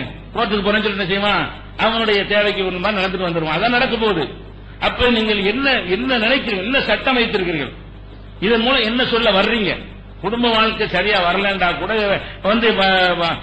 தாய் வீட்டுல இருந்து வரமாட்டேன்னு சொன்னா கூட நீங்க வாழணும்னு சொன்னா நீங்க என்ன விரும்புகிறீர்கள்? அப்ப எதை மாத்துறது? இப்ப இது மாதிரி எல்லாம் இருந்தா ஒவ்வொரு மனுஷன் சிந்திச்சு பார்க்கணும். ஒரு பெண்களும் இப்படி சிந்திச்சு பார்க்கணும்னு கேட்டா, நம்ம மகனுக்கு இப்படி ஒரு மருமக வந்தா எப்படி சிந்திச்சு பார்க்கணும்? இது பெண்கள் பிரச்சனையா பார்க்கணும். எப்படி பார்க்கணும்? ஒவ்வொரு ஆண்களும் சிந்திச்சு பார்க்கணும். இப்படியான ஒரு நிலை நமக்கு ஏற்பட்டால் இந்த மாதிரியான ஒரு சட்டம் சரி என்று நம்ம சொல்லுவோமா? நம்ம தான் இந்த ஆள் என்று கற்பனை பண்ணிக்கொண்டு நமக்கு இந்த மாதிரி 25 வருஷம் 26 வருஷம் அல்லது முழு மண்டல கிரிக்கெட் கொண்டாந்து கட்டி வச்சு கடைசியில தட்டி உடிச்சு பாத்திரம் குடைச்சு அந்த மாதிரி கதையை நடந்துகிட்டு இருக்கக்கூடிய நேரத்தில் நீங்க பொண்டாட்டிதான் சொன்னா நம்ம எந்த மாதிரியான ஒரு நிலைக்கு தள்ளப்படுவோம்? அப்ப பாதிக்கப்பட்டவனுடைய உணர்வுகளில் இருந்து தீர்ப்பளிக்க வேண்டும். ஆணா இருந்தால் பெண்ணா இருந்தாலும் ரெண்டு பேருமே பாதிக்கப்படுவாங்க. ஆணால் பாதிக்கப்பட்டால் பெண்ணுடைய உணர்வு கவனிங்க, பெண்ணால் பாதிக்கப்பட்ட ஆணுடைய உணர்வு கவனிங்க. யாரும் பாதிக்க கூடாது. அவளுக்கு தாம்பத்தியம் கிடைக்கணும், இவளுக்கு தாம்பத்தியம் கிடைக்கணும். அந்த மாதிரியான ஒரு அடிப்படையில் என்ன செய்யணும்? தீர்ப்புகள் அமைஞ்சிருக்க வேண்டும். இது இந்த மாதிரியாக அந்த தீர்ப்பு அமையலை என்பதை நம்ம பார்க்கணும். அதுக்கப்புறம் என்னன்னு கேட்டா, இது ஒரு வழக்கு. எதுக்குன்னா சட்டமும் கிடையாது. பார்த்தா என்ன விளங்குது? சட்டமும் கிடையாது. அநியாயத்துக்கு தாமதம் என்றால் சொல்லி முடியாத தாமதம். எதுல தாமதப்படுத்துறாங்க? ரொம்ப இம்பார்ட்டன்டான ஒரு மேட்டரில் தாமதப்படுத்துறாங்க. சின்ன சின்ன தாமதப்படுத்திட்டு போயிடலாம். இந்த கட்டணம் யாருக்கு சொந்தங்கிற கூட தாமதப்படுத்திட்டு போகலாம். எனக்கா உனக்காண்ட அதனால ஒரு பெரிய விசாரத்துக்கு போயிட மாட்டான். இதுல போட்டு தாமதப்படுத்தினா என்ன? அவன் ஒரு இளைஞனா இருப்பான், அவனுக்கு உணர்வு இருக்கும், அவளுக்கும் உணர்வுகள் இருக்கும். வேணான்னு கேசப்பட்டு எவ்வளவு நாளைக்கு சும்மா இருப்பா? அப்ப அந்த மாதிரி எல்லாம் இருக்கக்கூடிய நேரத்தில் ரெண்டு பக்கம் தப்பு தண்டா நடக்கணும் என்பது மக்கள் விரும்புகிறார்களா? இந்த சட்டம் விரும்புதா? நாடு விரும்புதா? இந்த சட்டத்தை நோக்கி நாங்கள் வர வேண்டுமா? என்ன விரும்புறாங்க? கொடுமையா இருக்குங்கிறீங்க. இது அதுக்கு மேல கொடுமையா? இது நியாயமா? இது இந்த மாதிரி நேரத்தில் கூட விவாதத்தில் இல்லைன்னா எப்படி சொல்லப்படுறீங்க? இது நீங்க பார்க்க வேண்டியிருக்கிறது. அதே மாதிரி நெல்லை மாவட்டத்தில் ஐயனார்ந்து ஒருத்தர் முனியம்மாண்டு மனைவி, இத்தனைக்கும் சொந்தக்காரங்க, அக்கா மகன். சொந்தக்காரங்க கல்யாணம் பண்ணாங்க இல்லையா? வேற ஒரு குடும்ப பகை அதெல்லாம் கிடையாது. சொந்தம்ங்கிற ஒரு இணைப்பு கூட சேர்த்து வைக்கணும். அப்படி இருந்து கூட என்ன செய்யறாங்கன்னா அவங்களுக்குள்ள பிரச்சனை ஆயிடுச்சு. பிரச்சனை என்ன செய்யறாங்க? பொதுவா கணவன் மனைவிக்குள்ள பிரச்சனை வந்தவன என்ன செய்யறாங்கன்னா இப்ப என்ன லேட்டஸ்ட் விஷயம் நடந்து கொண்டிருக்குன்னு சொன்னா, பெண்கள் தரப்பில் இருந்து வரதட்சணை கேஸ் கொடுத்து விட்டுருவாங்க. வரதட்சணை கேட்டா தான் வரதட்சணை கேஸ் கொடுக்கணும். வரதட்சணை கேஸ் கொடுத்தா எப்படி கொடுத்துருக்கணும்? கல்யாணம் பண்ணும்போது கொடுக்க வேண்டியான, கல்யாணம் பண்ணும்போது வரதட்சணை கேட்டான். அப்போலாம் தலையாட்டி விட்டு வரதட்சணை எப்ப கொடுக்குறாங்க? 4 வருஷம் வாழ்ந்து விட்டு வரதட்சணை கேட்டு கொடுமைப்படுத்துறாங்க. ஆனா அப்படி கேட்கவே மாட்டாங்க. வரதட்சணை கேட்கறது என்பது கோடியில ஒருத்தவன்டா கேட்பானே தவிர 4 வருஷத்துக்கு பிறகு கேட்பான். கல்யாணம் பண்ணவன கேட்பான். ஒரு பிள்ளை பெற வரைக்கும் அதை வாங்கிட்டு வந்து அந்த சீரியஸ் என்ன செய்வான்? அது ஒரு 6 மாசம் 1 வருஷம் கண்டா வண்டி ஓடுமே தவிர 6 வருஷத்துக்கு பிறகு வரதட்சணை கேட்குங்க. கல்யாணம் பண்ணி 6 வருஷம் ஆயிரும். ஏதாவது கண்டிச்சாண்டு வைங்க, ஏதாவது தப்ப சுட்டி காரணம் வைங்க, மாமியார் சண்டைன்னு வைங்க, வரதட்சணை கேஸ் கொடுத்துருவான். வரதட்சணை பொம்பளைக்கு சட்டம் சாதகமா இருக்குது. வரதட்சணை கேஸ் கொடுத்துட்டாங்க. நம்ம முனியம்மாக்கு அவருக்கு ஐயனாருக்கு சண்டை வந்தவொடனே ஜமாத்துல அவங்களுக்கு ஜமாத்து இருக்கும், அவங்களுக்கு பஞ்சாயத்து வச்சிருப்பாங்க, பேசலாம், பேசி சுமமான ஒரு முடிவுக்கு வரலாம். அதையெல்லாம் விட்டுவிட்டு போலீஸ்ல உடனே வரதட்சணை கேஸ் கொடுத்தாச்சு. அப்ப குடும்பத்தில் உள்ள சண்டைக்கு வரதட்சணை கேஸ் அவன் என்ன செய்வான்? என்னை போலீஸ்ல கொண்டு நிப்பாட்டிட்டீல, எனக்கு வேணும், நீ பேசு, ஏதாவது நமக்குள்ள பேசி முடிக்கணும். நான் வரதட்சணை கேட்காம இருந்து நான் வரதட்சணை கேட்டேன்னு வரதட்சணை கேஸ் கொடுத்தா கணவன், கணவனுடைய தாய், கணவனுடைய தந்தை, கணவனுடைய அண்ணன் தங்கைகள், உடன் பிறந்த சகோதர சகோதரிகள் அப்படி சொல்ல வச்சுக்கலாம். யாரையெல்லாம் குறிப்பிடுறாங்களோ வரதட்சணை கேட்டு கணவர் கேட்டாரு, மாமியாவும் சேர்த்து வற்புறுத்தினாங்க, கூட ஒரு மகள் இருந்துட்டு வற்புறுத்தி சேர்த்துக்கிட்டோம்னா கேஸ்ல சேர்ந்துருவாங்க. அவ்வளவுதான். அப்ப யார வேண்டாங்க அந்த குடும்பத்தில் உள்ள எல்லாரும் என்ன செய்யலாம்? உள்ள பிடிச்சி வச்சுக்கலாம். அப்ப அந்த மாதிரியான ஒரு வரதட்சணை கேஸ கொண்டு கொடுத்த உடனே இவர் நொந்து போய் என்ன பண்றாரு? இனி வரதட்சணை கேஸ் கொடுத்தீங்கள, போலீஸ்ல குற்றவாளி ஆகிட்டீங்கள, அவங்க சட்டி டிப்பாட்டி வச்சுட்டாங்க, இல்ல அது நடக்கும்ல, அதெல்லாம் பாதிக்கப்பட்டுதான் படங்கு. அவன் என்ன பண்ணி விட்டான்? கோர்ட்ல போய் இந்த பொண்ணாடி எனக்கு வேணாம், நான் ஒண்ணுமே வரதட்சணை கேட்காம இருந்து போலீஸ் வரைக்கும் கொண்டு போயிட்டாங்க, என்னால இனிமே வாழ முடியாது. போலீஸ் அளவுக்கு போனாலும் என்ன வேணாலும் செய்யலாம் தானே, ஆள் வச்சு அடிக்கலாம். அப்ப இந்த மாதிரி போலீஸ் லெவல்ல போய் என்னை போய் குற்றவாளியை நிப்பாட்டின பிறகு நான் வாழ முடியாதுன்னு சொல்லி கேஸ் கொடுக்கிறாரு. கேஸ் கொடுத்தா தென்காசி கோர்ட்ல என்ன செய்யறது? வழக்கு நடக்கிறது. தென்காசியை சேர்ந்தவங்க இவங்க. கீழ் கோர்ட்ல நடக்கிறது, சார்பு கோர்ட்ல. அப்ப சார்பு கோர்ட்ல நடந்தவன சப் கோர்ட்ல நடக்கிறது. நடந்தவன என்ன தீர்ப்பு? அவனுக்கு இதுக்கெல்லாம் தர முடியாது, போலீஸ் நிப்பாட்டினாலும் பொண்டாட்டி தான், வரதட்சணை கேஸ் பொய்யா கொடுத்தாலும் பொண்டாட்டி தான்.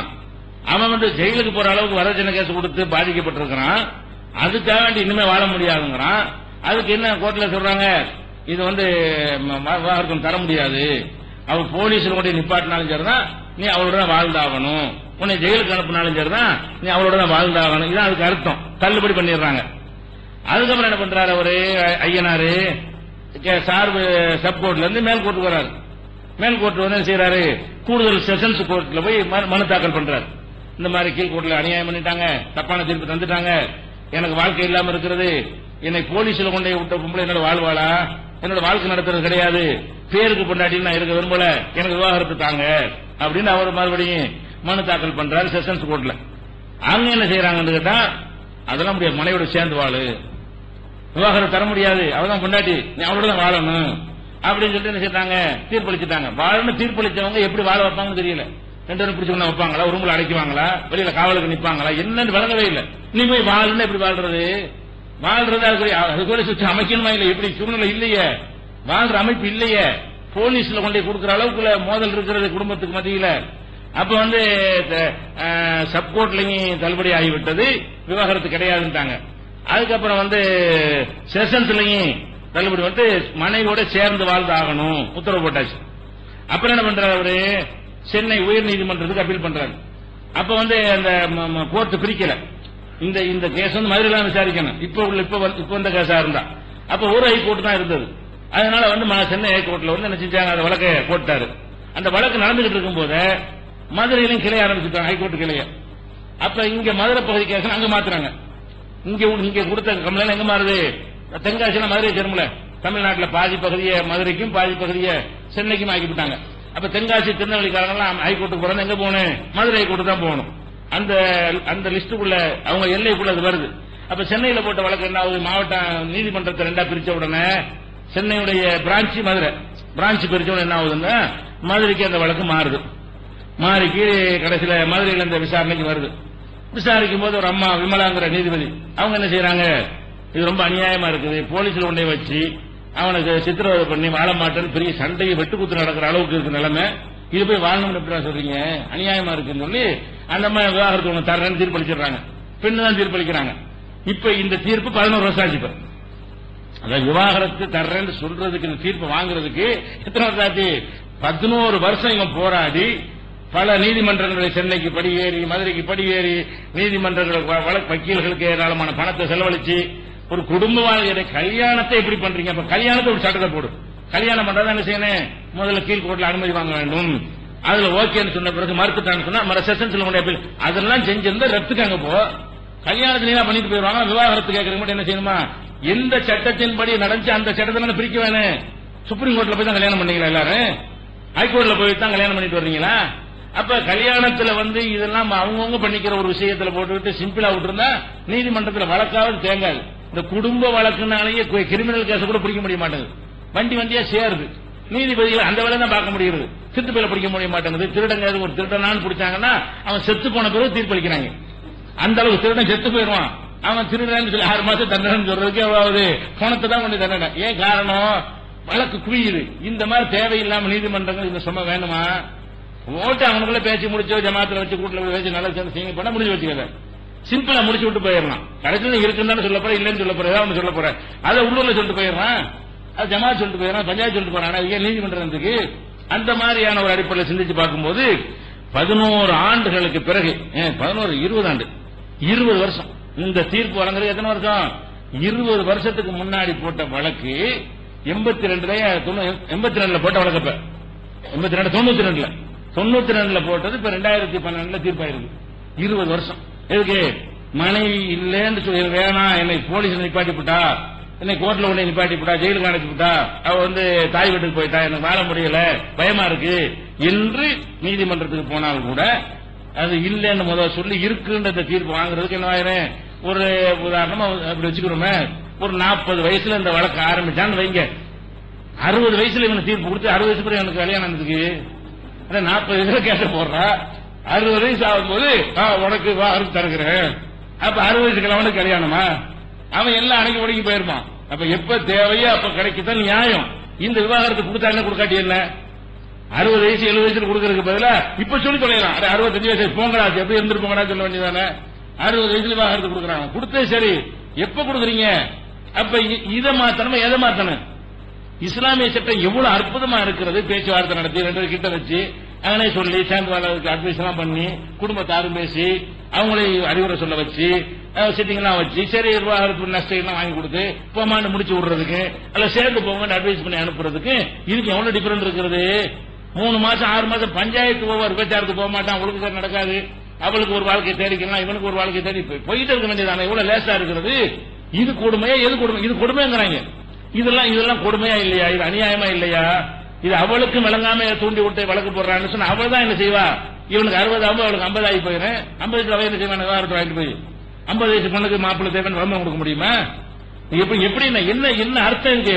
விளையாடுறாங்களா? சட்ட மக்களுடைய உணர்வு புரியுறாங்களா? இளமண்டா என்ன, உடல்டா என்ன, தேவைண்டா என்ன, உடற்புற உண்மை உங்களுக்கு தெரியாதப்ப எதுக்காக இந்த விஷயத்தை இந்த மாதிரி கையாளுறாங்க? சட்டம் சரியில்லை. சட்டம் சரியானு சும்மா அரை மணி நேரத்தில் முடிகிற ஒரு விஷயம், ஒரு நாள்ல முடிகிற விஷயம், 2 நாள்ல முடியும். அது எப்படியும் 3 மாசம் எடுத்துக்க. அவ்வளவு மேட்டர் இது. சிம்பிளா முடிக்கிற ஒரு விஷயம். இப்படி ஒரு தீர்ப்பை நம்ம பார்க்கிறோம். அதே மாதிரி நம்ம தமிழ்நாட்டிலேயே நடந்த ஒரு விஷயம். ரமேஷ் ஒரு ஆள் என்ன செய்யறாரு? ஹேமலதாண்டு ஒரு பொண்ணை கல்யாணம் பண்றாரு. அந்த ஹேமலதா அவங்க ஒரு முன்னாள் ஒரு எம்எல்ஏவுடைய மகள், ஒரு எம்எல்ஏவுடைய மகள்ங்கிற முறையில் கல்யாணம் பண்ண பிறகு அதுல சில ஈகோ வந்துரும்ல. எம்எல்ஏ அரசியல்வாதி மகள் அவங்க ஒரு மாதிரியா இருப்பாங்க. இவருக்கு மேட்ச் ஆகாது, குடும்பத்துக்கு கொஞ்சம் பிரச்சனை ஆயிடும், மாமனார் மாமியார் பஞ்சாயத்து வரும். இதெல்லாம் வந்த பிறகு அவங்க என்ன செய்யறாங்க? நீ குடும்பத்துக்கு லாயக்கப்பட மாட்ட அப்படின்னு ஏதாவது சொன்னாங்களோ என்னமோ தெரியல. இந்த அம்மா என்ன பண்ணிருச்சுன்னு சொன்னா போலீஸ்ல கம்ப்ளைண்ட், டவுரி மேட்டர் தான்.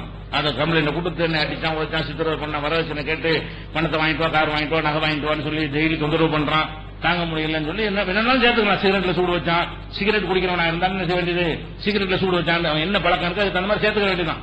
வாயில வந்தெல்லாம் சேர்த்து நினைச்சிட்டாங்க. கம்ப்ளைண்ட் கொடுத்தவொடனே அவங்களுக்கு அரசியல் செல்வாக்கு வேற இருந்த காரணத்தினால இவனை உடனே பிடிச்சி ரிமாண்ட் பண்ணிட்டாங்க ஜெயில. யார? இந்த ரமேஷ்ங்கிற ஆளை பிடிச்சி என்ன செஞ்சாங்க? புருஷனை ஜெயில கொண்டு வச்சு 22 நாள் உள்ள இருக்கிறார். ஜாமீன் மனு போட்டா இவனை வெளியே விடக்கூடாது, என்ன கொண்டு விடுவான்னு சொல்லி அந்த பொம்பளை இன்னொரு எதிர் மனு கொடுத்து ஜாமீன் கேட்காமாக்குது. உள்ளேயும் தள்ளிவிட்டு கோர்ட்ல என்னை ஜாமீன்ல விடுங்கன்னு கேட்பான்ல, இவனை விட்டா என்னை கொண்டு விடுவான், அதனால வெளியே விடாதீங்கன்னு சொல்லிட்டு அதனால 22 நாள் இல்லாட்டி ஒரு வாரத்தில் வந்திருக்கலாம். அந்த கேஸ்லாம், இந்த கேஸ்லாம் ஒரு கேஸ்ல வர வேண்டிய விஷயம். இவங்க எதிர்மன்லாம் போட்டுக்கிட்டு நினைச்சாங்க 22 நாள் வந்தானா அவன் இதுக்கு மேல வாழ முடியாது. இவ்வளவு செஞ்ச பிறகு ஏதோ நமக்குள்ள பேசினா ஒன்னும் பரவாயில்ல, என்னையே எங்க அம்மா எல்லாத்தையும் கூட ஜெயில கொண்டு போட்டு வழக்குல சேர்த்து குடும்பத்தையே நாசமாக்கி ஊர்லாம் சந்திச்சு இருக்கிற மாதிரி ஆக்கி காரிக்கு போற மாதிரி ஆக்கி எங்க போலீஸ் ஜெயிலுக்கு போயிட்டு பாப்பாங்களா இல்லையா? என்னத்துக்கு போனாலும் தெரியாது.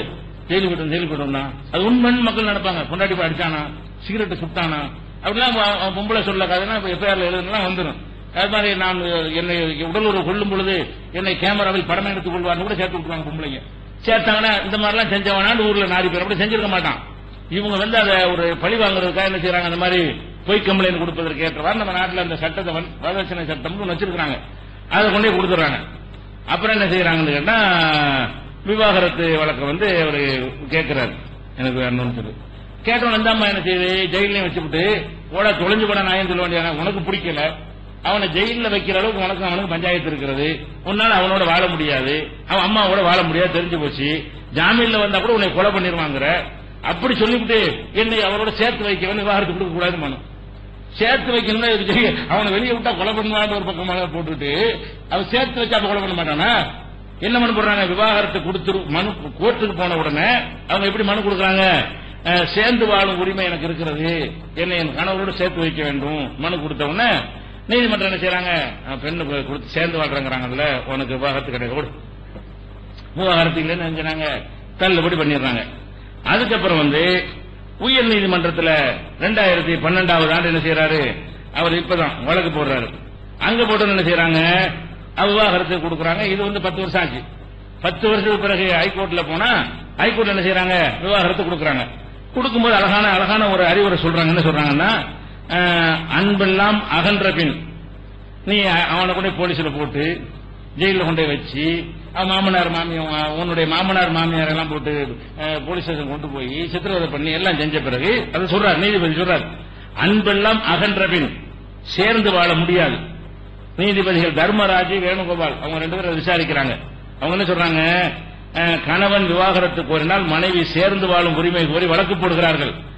மனைவியிடம் கணவன் கொடுமை அனுபவித்தால் விவாகரத்து கோரும் உரிமை கணவனுக்கு உள்ளது அப்படின்னு சொல்லி என்ன செய்யறாங்க? தீர்ப்பளிச்சுட்டு அதே நேரத்தில் நீ ஒரே செட்டில்மெண்டா 5 லட்சம் ரூபாய் கொடுக்கணும். யாருக்கு? அந்த மனைவிக்கு என்ன செய்யணும்? 5 லட்சம் ரூபாய் நீ உடனே செட்டில்மெண்ட் பண்ணிட்டு விவாகரத்து வாங்கிக்க ஹைகோர்ட்ல என்ன செய்யறாங்க? தீர்ப்பளிக்கிறாங்க. அது அவங்க கேட்டிருப்பாங்க, எனக்கு கல்யாணத்துக்கு கூட செலவு பண்ணணும், இதெல்லாம் பண்ணணும், அதுல ரூபாய் ஆகி போச்சு, இல்ல அது கொடுத்தா இது கொடுத்தா சொல்லிருப்பாங்க போல இருக்கு. அதுதான் தொகை 5 லட்சம் ரூபாய். அந்த விஷயம் போக வேண்டியது இல்லை. அப்ப இந்த விவாகரத்து கொடுக்கறாங்க. ஆனால் இது என்ன ஆகுது, இதுக்கும் 10 வருஷம் எடுத்திருக்கு. 10 ஆண்டுகளுக்கு பிறகு விவாகரத்து ஹைகோர்ட்ல கொடுக்கறாங்க. இதே கேஸ் இன்னொரு ஹைகோர்ட்டு போனா இல்லன்னு வரும். இது யாருக்கு எப்படி கிடைக்கும் சொல்ல முடியாது. அதாவது ஒரு மரத்துல உட்கார்ந்து இருக்கிற ஒரு குருவி இங்கிட்டு போமா அங்கிட்டு போன சொல்ல முடியுமா? இப்படியும் பறக்கலாம் இப்படியும் பறக்கலாம், நம்ம சொல்ல முடியும். அந்த மாதிரியாக்கும் இந்த கேஸுகள்லாம். நீங்க நீதிபதி போறீங்க, அவர் என்ன தீர்ப்பளிப்பார் சட்ட புத்தகத்தை பத்திரம் சொல்ல இயலாது. அவர் நினைக்கிறது தீர்ப்பளிப்பார். நினைச்சா என்ன செய்வாரு, இதுக்கு இல்லாம விவாகரத்தும் பாரு, இதற்கு விவாகரத்து கொடுக்காம எதற்கு கொடுப்பதும் பாரு இன்னொருத்தர். அதே விஷயத்தை ஒருத்தர் செய்வாரு, இதற்கெல்லாம் விவாகரத்து கேட்கலாம் சொல்லுவாரு. அதுக்கு இன்னொருத்தர் செய்வாரு, இதுக்கு தாண்டா விவாகரத்து கொடுக்கணும் பாரு. இது என்ன, இது ஒரு சட்டமா? இதுக்கு நீங்க செஞ்சுட்டு போங்க, எங்களுக்கு ஒன்றும் பிரச்சனை இல்ல. இதை வச்சுக்கிட்டு இஸ்லாமிய திருத்தம் தின்னுங்க, அதான் கேள்விப்பேன். இந்த மாதிரி வைத்துக் கொண்டு அர்த்தமற்ற கிறுக்குத்தனமான சட்டங்களை வைத்துக் கொண்டு குடும்ப வாழ்க்கையை நாசமாக்கி விபச்சாரத்தில் ஆண்களை தள்ளி பெண்களை விபச்சாரத்தில் தள்ளி ஒழுக்கக்கட்டாக்கி ஒரு மனிதாபிமானமற்ற முறையில் கணவன் மனைவி ஆக்கி விட்டு இவன் அவளுக்கு வில்லியாவது அவ வந்து இவளுக்கு வில்லியாவதும் ஆக்கி விட்டு இது பிளாக்மெயில் பண்ணி உன்னையும் வாழ விட மாட்டேன் உன்னையும் வாழ இவன் என்ன செய்வான், இதுக்கு தான் கோர்ட்டு போமா. அவன் என்ன பண்றான், நம்ம நீதிமன்றத்துக்கு போகணும்னு வைங்களேன். அவன் என்ன முடிவு பண்றான், கோர்ட்டுக்கு போனா இதான் நடக்கும். முதல்ல இல்லப்பாங்க, 15 வருஷத்துக்கு பிறகு வேணா இருக்குன்னு சொன்னா சொல்லுவாங்க, அது கூட இல்லன்னு சொன்னா சொல்லிடுவாங்க. அப்ப இவ்வளவு பணத்தை எல்லாம் செலவழிச்சுட்டு எதுக்குடா பண்ணு என்ன செய்யறான் அவன். சில முடிவு ரொம்ப கொடூர காரணம் இருந்தா ஓட்டு தள்ளுன்றான். இப்ப என்ன பண்ணுவீங்க, 90 நாள் உள்ள இருந்து வந்துடும், அவ்வளவுதான். கொலைக்கேசு போடுவீங்க, கொலைக்கேசு நிரூபிக்க இயலாது. வீட்டுக்குள்ள உள்ள கொலைக்கேசு விட்னஸ் வேணுமா இல்லையா? கொலைக்கேசு நிரூபிச்சு என்னென்ன கொடுக்குறாங்க, ஐ விட்னஸ் வேணும், கண்ணால பாக்குறான் வேணும். புருஷன் பொண்டாட்டியை கொள்ளும்போது யார கண்ணால போய் பாக்குறது, ரோட்ல கொண்டா கண்ணால 1000 பேர் பார்த்திருப்பான். வீட்டுக்குள்ள வச்சு தரவணை சாமி கொண்டு விட்டானா எப்படி எந்த கண்ணால போய் பாக்குறதுன்னு யார் பார்த்திருப்பா? எதுக்கு எந்த சாட்சியும் இருக்காது. அப்ப ஆரம்பத்தில் வழக்கு போடு 90 நாள் உள்ள வைப்பாங்க, ஜாமீன் கிடைக்கும், அப்புறம் வெளியே வந்துருவான். 90 நாள்ல கல்யாணம் பண்ணி தான் போயிட்டே இருப்பான். இந்த வழக்கு நடக்கும், 15 நாள் கோர்ட்டுக்கு போவான். அதுக்கப்புறம் என்ன, குற்றவாளி சாட்சி இல்லாத காரணத்தினால் இவரை நிரபராதி என்று விடுதலை செய்கிறேன் வரப்போது. இது ரொம்ப ஈஸி. எதுக்கு விவாகரத்துக்கு நீ அலைஞ்சுக்கிட்டு பண்றதை விட ஒரு 90 நாளுக்கு உனக்கு வாழ்க்கை இல்லாம இருக்குமே தவிர அதுக்கப்புறம் பெரிய பிரச்சனை இல்லை, சிம்பிள் தான். இதுக்கு நீ விவாகரத்துக்கு அழைத்தான போற கோர்ட்டுக்கு அது மாதிரி இங்க வந்துட்டு போ, இந்த கேட்டு வந்துட்டு போ, இது ஒரு பெரிய கடைசியில் விடுதலை தான் உனக்கு கிடைக்க போகுது, நிரூபிக்க இயலாது. இந்த மாதிரியான நிலைக்கு வரலாம். அல்லது என்ன பண்றான், இந்த மாதிரி நீங்க சட்டம் வச்சிருக்கும் போது இதெல்லாம் சரிப்பட்டு வராது. விவாகரத்துக்கு கடந்த பஞ்சாயத்து நீ பேருக்கு நீங்க பொண்டாட்டின்னு வச்சுக்கிறோம், ஒன்னும் செய்ய மாட்டேன், சோறும் தரமாட்டேன், கண்ணியும் தரமாட்டேன், பொண்டாட்டின்னு ஊர்ல வேணா சொல்லிட்டு தெரியும், உன்னோட வாழவும் மாட்டேன், நான் அவளை சின்ன விட வச்சு இப்ப என்ன பண்ணுவேன்னு கேட்பான். கல்யாணம் பண்ணா தானே கேள்வி கேட்பீங்க. இந்த நாட்டில் 2வது கல்யாணம் பண்ணா குற்றம். கல்யாணம் பண்ண ஒப்பாட்டி வச்சுட்டா குற்றமா? குற்றம் கிடையாது. சட்டப்படி கேஸே கொடுக்க முடியாது, ஒப்பாட்டி வச்சுட்டு முடியாது. சேர்ந்து விரும்பி வாழ்வது குற்றம் இல்லைன்னு எழுதி வச்சுக்கிறீங்க. அவன் என்ன நினைப்பான், இனிமே இந்த விவாகரத்து பக்கம் கோர்ட்டுக்கு போகவே கூடாது. கோர்ட்டுக்கு போறதை விட பிடிக்கலையா நம்ம 2 ரூட்டுக்கு அவனு காலி பண்ணு, இல்லாட்டி என்ன செய்வோம், பேருக்கு முன்னாடி வச்சு நம்ம அப்பாட்டி வச்சுக்கிறோம். என்ன பண்ணுவேன், இப்ப இந்த பொம்பளை என்ன செய்ய முடியும், என் கணவர் அப்பாட்டி வச்சுட்டான்னு கம்ப்ளைண்ட் கொடுத்தா அவர் உரிமமான்னு சொல்லிடுவாங்க. சட்டத்தில் இருக்கு அப்படின்னா அவர் உரிமமா ஒன்னும் செய்ய முடியாது, வப்பாட்டி வைக்கிற குற்றம் இல்ல. இந்த சட்ட புத்தகத்தில் எதை வச்சு நான் கேஸ் போடுறது, அவர் கல்யாணம் பண்ணிட்டாருன்னு சொல்லி கேஸ் போடுவாங்க. அதான் கல்யாணம் பண்ணா கேஸ் போடுவாங்க, விபச்சாரம் பண்ணா கேஸ் போட மாட்டாங்க. எப்படி விஷயம், உன் புருஷன் கல்யாணம் பண்ணான்னு சொல்லி உள்ளதுக்கு வைக்கிறேன், அவன் ஒரு வப்பாட்டி வச்சிருந்தா எப்படி உள்ள வைக்கிறது, இதான் சட்டம் அப்படி இருக்குது. அப்ப இதுக்கு போய் மனைவி கேஸ் பிடிக்க முடியுமா, ஒண்ணும் பண்ண முடியாது. அதனாலதான் என்ன பண்றான் நிறைய பேரு, இந்த விவாகரம் ஒரே ஒரு நஷ்டம் அவனுக்கு என்ன வரும்னா, இந்த செத்து போயிட்டானா சொத்துகளுக்கு கிடைக்கும், வாழ்க்கையில கிடைக்காது. புருஷன் சொத்துல மனைவி கிடைக்கும். அதையும் விவரம் தெரிஞ்சவனா இருந்தா சொத்து என் பேர்ல இருந்தா தானே உனக்கு கிடைக்கும். இருக்கும்போது எழுதி கொடுத்துருவேன், இருக்கும்போது அப்பாடி பேர் மாத்தி விட்டா என்ன பண்ணுவேன், நான் ஒன்னும் எழுதி கொடுக்காம செத்து போனா தானமா ஏன் சொத்து உனக்கு வர்றேன், நான் என்ன இருக்கும்போது தானமா கொடுத்துட்டே இருப்பேன், யாருக்கும் தான் கொடுப்பேன். அந்த மாதிரி அப்பாடி கம்பெனி கொடுத்து முடிச்சிருவேன். அப்ப என்ன பண்ணுவேன், அவன் செத்த பிறகு ஒண்ணுமே இருக்காது, பேங்க்லயும் ஒண்ணும் இருக்காது, அசையா சொத்துகளும் ஒண்ணுமே இருக்காது. இப்ப என்ன பண்ணுவீங்க, இப்படி தூண்டுகிறார்கள். இது இது மக்களுக்கு தெரிய இந்த மாதிரி பாதிக்கப்பட்ட அதிகரிக்கும் பொழுது இன்னும் சொல்ல போனா அதுக்குன்னு இணையதளங்கள் இருக்கு. எதுக்கு, இந்த பாதிக்கப்பட்ட விவாகரத்து சட்டத்தால் பாதிக்கப்பட்ட ஆண்களுக்கான சங்கம் போட்டு வண்டி எழுதிருக்கிறாங்க. அதுதான் எடுத்திருக்காங்க. இந்த விஷயங்கள் எல்லாம் இதுக்குன்னு வெப்சைட் போட்டு பாதிக்கப்பட்ட அம்மாவும் பாதிக்கப்பட்டிருப்பான்ல, சொந்த அனுபவத்தை சொல்றான். நான் இந்த மாதிரி வழக்கு போட்டேன், எனக்கு இந்த மாதிரி நடந்தது, இது நீதியா நீங்க நினைக்கிறீங்களா, பெண்ணுரிமை பேசுறீங்களப்பா, இது என்ன என்ன என்ன வகையில் நியாயம்னு சொல்றீங்க அப்படின்னு சொல்லி அவன் என்ன செய்யறான், அனுபவங்கள் எழுதுறான், அதுல ஷேர் பண்ணிட்டு அது பாட்டு மக்கள் தொகை அதிகரிச்சுட்டே இருக்கிறது. இந்த பாதிக்கப்பட்டவங்க சேர்ந்துகிட்டே இருக்கான். ஒரு கட்டத்தில் என்ன ஆயிரும், இந்த ஒரு பொம்பளை மேல வந்து ஒரு ஸ்டேஷன்ல போய் மாதர் சங்கம் முற்றுகிறாங்க பாருங்க, இனிமே இந்த மாதிரி வரதட்சணை ஆம்பளை சங்கம் முற்று கேட்கிற மாதிரி வரும். ஸ்டேஷன்ல பண்ண செய்வான், ஒரு 500 இளைஞர் போயிடும், உள்ள விட்டு வரதட்சணை கேஸ் போடாத, அந்த கருத்து வாக்கம் ஏற்பட்டு இருக்குது. ஆண்கள் மத்தியில இந்த சட்டங்கள் மிஸ்யூஸ் பண்ணப்படுகிறது. ஆண்களை ஒரு பொருட்டாவே இருக்கு. நியாயத்தை பேச மாட்டேங்கிறாங்க. பெண்ணா ஆணும் நியாயம் இருந்தா பெண் பக்கம் பேசு, நியாயம் இருந்தா ஆண் பக்கம் பேசு.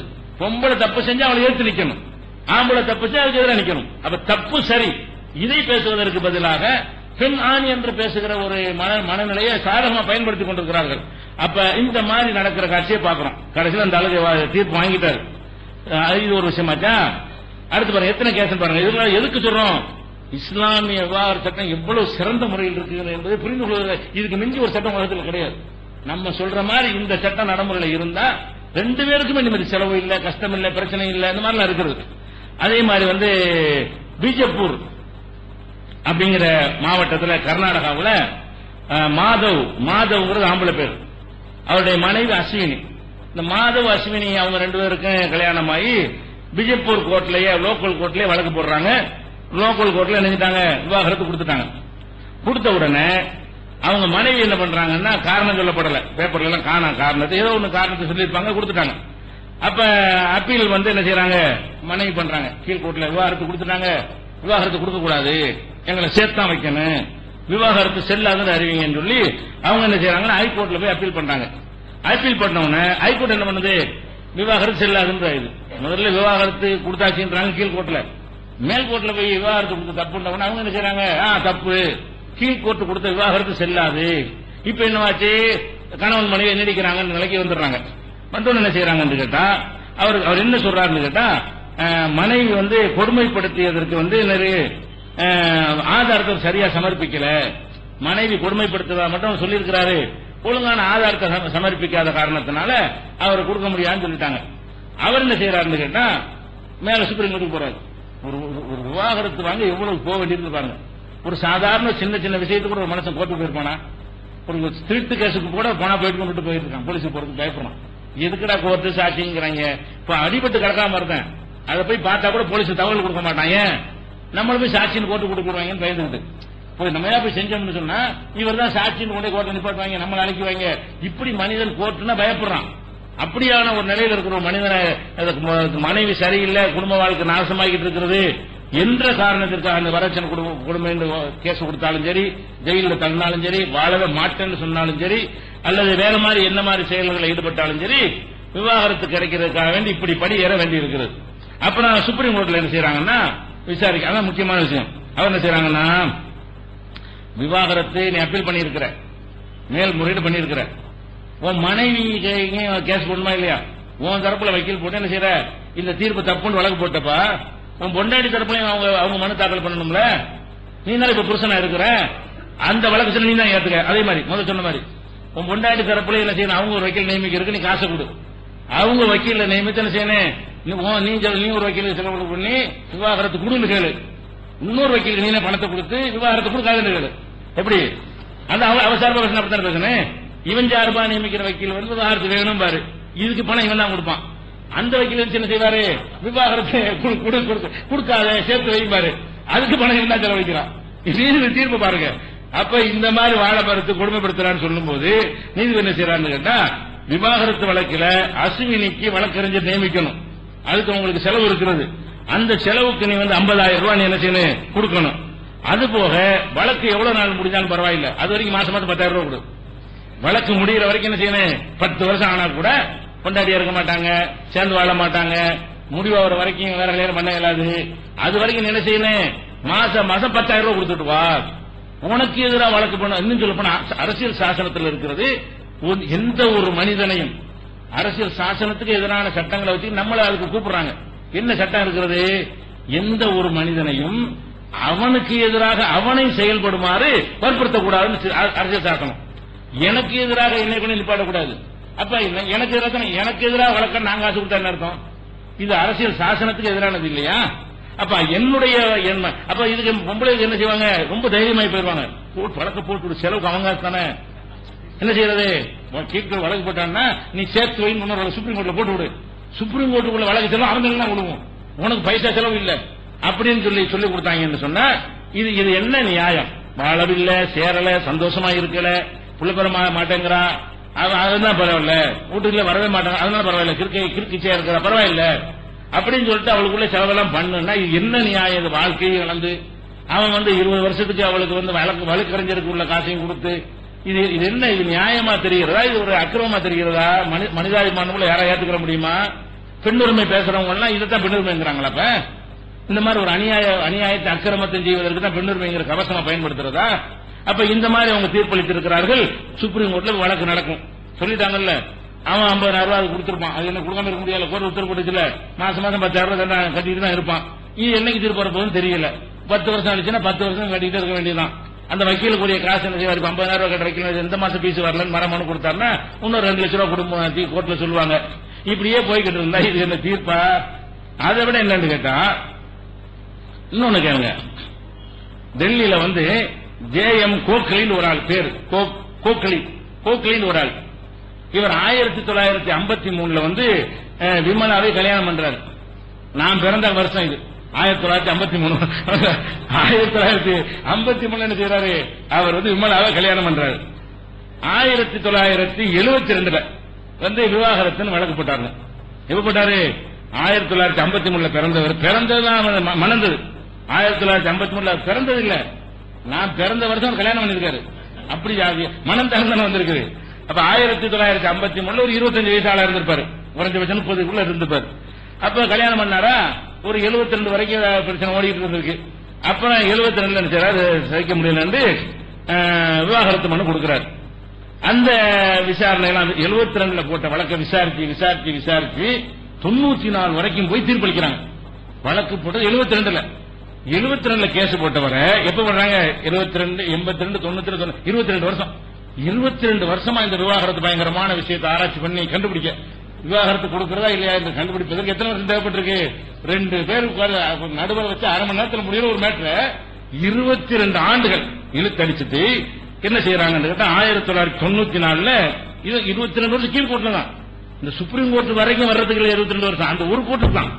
கீழ்கோர்ட்ல முதல் கோர்ட்டுக்கு தான் இவ்வளவு நடந்திருக்கு. 22 வருஷத்துக்கு பிறகு 1994 என்ன செய்யறாங்க? அவனுக்கு விவாகரத்து கேட்கறது சரிதான்ப்பா அப்படின்றாங்க. அந்த அம்மா என்ன பண்ணுது? விமலா அப்பீல் பண்ண தீர்ப்பை எதிர்த்து என்ன செய்யறது? மேல் ஹைகோர்ட்ல போய் அப்பீல் பண்ண. கீழ்கோர்ட்ல கொடுத்து தப்பு, எங்க விவாகரத்து கொடுக்க கூடாது, சேர்த்து வைக்கணும் கொடுக்குது. சேர்த்து வைக்கணும் தற்காலம் நிறுத்தி சேர்த்து வைக்கணும் மனு கொடுத்தா என்ன வாங்குறேன் அப்படின்னு அந்த கேஸ் இந்த தீர்ப்பு வர வரைக்கும் பெண்டிங். இவனுக்கு விவாகரத்து இல்லைன்னு தான் அர்த்தம். அந்த வழக்கு நடந்துகிட்டே இருக்கிறது. அப்ப டெல்லி ஹைகோர்ட் என்ன செய்யறது? அதை விசாரிச்சுட்டு அவர் தீர்ப்பளிக்கிறார். தீர்ப்பளிக்கையில என்ன வலிக்கிறார் கேட்டா பாருங்க, அவர் சொன்ன வாசகம். நீதிபதி பேர் கைலாஷ் கம்பீர்ங்கிற நீதிபதி, டெல்லி ஹைகோர்ட்டோட நீதிபதி. அவர் சொல்றாரு, நீண்ட நாட்களாக இந்த வழக்கு இழுத்தடிக்கப்பட்டதால் வழக்கில் தொடர்புடையவர்கள் தங்களின் புதிய வாழ்க்கையை ஆரம்பிக்க முடியாமல் போய்விட்டது. அவர்கள் தங்களின் வாழ்க்கையை ஆரம்பிக்க முடியாமல் பாதிக்கு மேற்பட்ட காலத்தை கோர்ட்டுகளுக்கு அலைவதிலேயே செலவிட வேண்டியுள்ளது, செலவழித்து விட்டார்கள். இது துரதிருஷ்டவசமானது. இதுபோன்ற விவாகரத்து வழக்குகளை இனியாவது விரைவாக விசாரித்து கோர்ட்டுகள் தீர்ப்பு வழங்க வேண்டும். அப்போதுதான் வழக்கில் தொடர்பு உள்ளவர்கள் தங்களின் எதிர்காலத்தை பற்றி திட்டமிட முடியும். கொஞ்சம் நேர்மையா சிந்திச்சு பார்த்து அவர் என்ன சுப்ரீம் கோர்ட்ல ஹைகோர்ட்ல தீர்ப்பளிச்சுட்டாங்க. என்ன கொடுத்துட்டாங்க? இவர் விவாகரத்து வழங்குறேன். இந்த வழங்குறேன்னு தீர்ப்பளிக்கும் போது இவர் வயசு 85. அதான் முக்கியமானது. விவாகரத்து கொடுக்கறாங்கல்ல, இந்த விவாகரத்து வாங்குறது எப்ப அவர் கொடுக்கிறாரு? அவர் ஆரம்பிச்ச 72 ஆரம்பிச்சதுக்கு அவருக்கு தீர்ப்பு இப்ப கொடுக்கறாங்க. 2013 தீர்ப்பு கொடுக்கறாங்க. இவருக்கு இன்னைக்கு வயசு 85. அப்ப 85 வயசுக்காரனுக்கு விவாகரத்து கொடுத்து என்ன பண்ணுவான்? இப்ப விவாகரத்து கொடுத்து அவன் 85 வயசுக்கு பிறகு கல்யாணம் பண்ண போறானா? இந்த விவாகரத்து கொடுத்து என்ன கொடுக்காம என்ன? அப்ப இந்த மாதிரிலாம் இருந்தா என்ன நடக்கும்? யோசிக்க மாட்டேன், யோசிக்க மாட்டேங்கிறான். மனிதன் உணர்ச்சி வசப்படுறவனா இருக்கிறான். ஒரு அளவுக்கு தான் ஒரு அநீதியை பொருத்திக்கிறான். இது அப்படி மக்கள் பரவச்சணும். அடே கோர்ட்ல விவாகரத்து போதடா, உனக்கு ஏண்ட வழியில முடிச்சுக்கடான்னு தான் வருவாங்க. உனக்கு என்ன மாதிரி முடியுமோ அந்த மாதிரி முடிச்சுக்க. அது எவ்வளவு பெண்களுக்கு பெரிய பாதிப்பாயிரும். அவன் இந்த மாதிரி முடிக்க ஆரம்பிச்சானே ஆனால் எவ்வளவு பெரிய பாதிப்பாயிரும். பப்பாட்டி வச்சுட்டு பொண்டாட்டின்னு வச்சிட்டு இருப்பான். விட்டா கூட வேற வீட்டுல கல்யாணம் சந்தோஷமா இருப்பா. உன்னை விடவும் மாட்டேனே, விவாகரத்தும் பண்ணவும் மாட்டேன், பொண்டாட்டி வச்சுக்கிறவும் செய்வேன், வாழவும் மாட்டேன், செலவுக்கும் தரமாட்டேன், அடிச்சு சித்திரவதையும் பண்ணுவேன், நான் இன்னொரு சந்தோஷமா இருப்பேன், பப்பாட்டி வச்சுக்கிறேன் என்று ஒருவன் இருந்தால் இது பெண்களுக்கு நல்லதா என்னோட வாழாச்சு நீ எதுக்குற நைஃப் போடான்னு விட்டு உதறி விட்டு அந்த பொம்பளை போய் வேற ஒரு கல்யாணம் பண்ணுவோம் நல்லதா? அப்ப பெண்களுடைய உயிரை பாதுகாக்கக்கூடியதாக இஸ்லாமிய தலாக் சட்டம் இருக்கிறது. பெண்களுக்கு வாழ்க்கை தரக்கூடியதாக இஸ்லாமிய தலாக் சட்டம் இருக்கிறது. இவர்கள் பெண்களுடைய வாழ்க்கையை பறிக்கக்கூடிய வகையிலையும் விபச்சாரத்தை ஒழுக்கக்கேட்ட தூண்டக்கூடிய வகையிலும் இவங்களுடைய சட்டங்கள் அமைந்திருக்கிறது. இது தொடர்பான இன்னும் சில அபத்தங்கள்லாம் இருக்கிறது. அப்ப அதெல்லாம் சொல்லிவிட்டு எங்க தலாக்கு சட்டத்தை மாத்தணுமா உங்க விவாகர சட்டத்தை மாத்தணுமா என்பதை என்ன செய்வோம் தெளிவான ஒரு முடிவுக்கு வருவோம். அஸ்ஸலாமு அலைக்கும்.